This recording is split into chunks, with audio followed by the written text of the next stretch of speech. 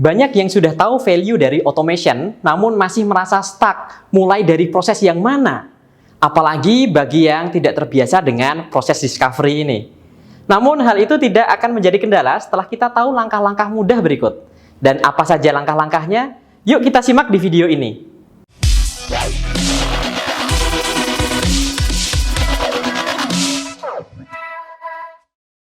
Meskipun teman-teman bukan seorang yang tech savvy atau terbiasa dengan hal-hal berbau teknologi, terutama teknologi digital, namun tetap dimungkinkan bagi teman-teman untuk mempelajari dan melakukan identifikasi terkait proses apa yang tepat untuk diotomatiskan di dalam organisasi teman-teman. Berikut ada 5 langkah mudah yang bisa teman-teman lakukan. Yang pertama adalah know the ideal requirement. Kita tahu karakter atau kriteria seperti apa yang cocok untuk diotomatiskan.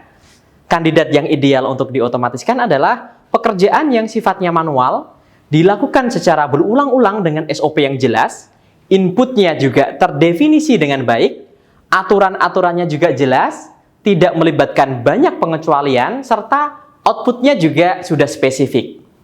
Dan di saat yang sama, pekerjaan tersebut menyita waktu karyawan dan rawan untuk terjadinya kesalahan.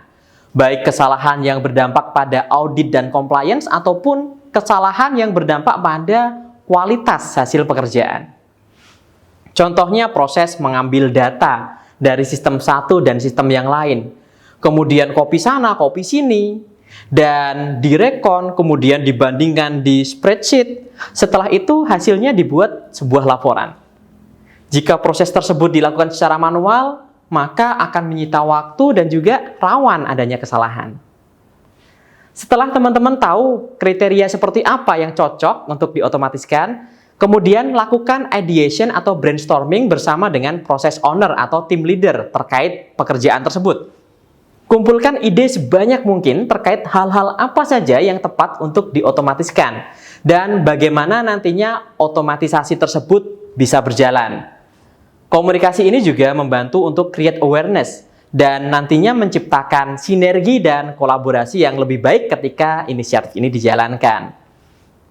Setelah itu, jangan lupa kompilasikan hasil ideation tersebut dan buatkan klaster prosesnya untuk memudahkan teman-teman memetakan proses apa saja yang ada di organisasi yang punya potensi untuk diotomatiskan.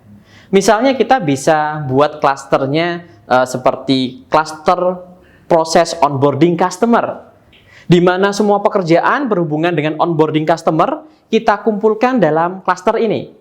Kemudian klaster proses pelaporan, di mana segala aktivitas terkait pelaporan kita bisa masukkan dalam klaster tersebut. Dan misalnya lagi terkait integrasi antar sistem, di mana semua hal terkait integrasi antar sistem kita klasterkan dalam proses tersebut.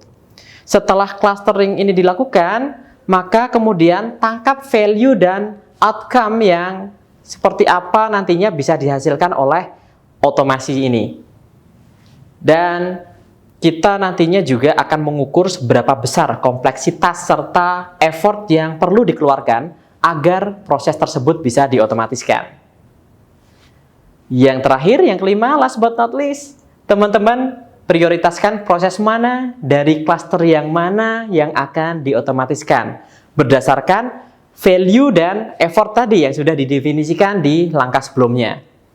Proses yang menjadi prioritas adalah proses yang mempunyai value paling tinggi dan membutuhkan effort yang paling rendah.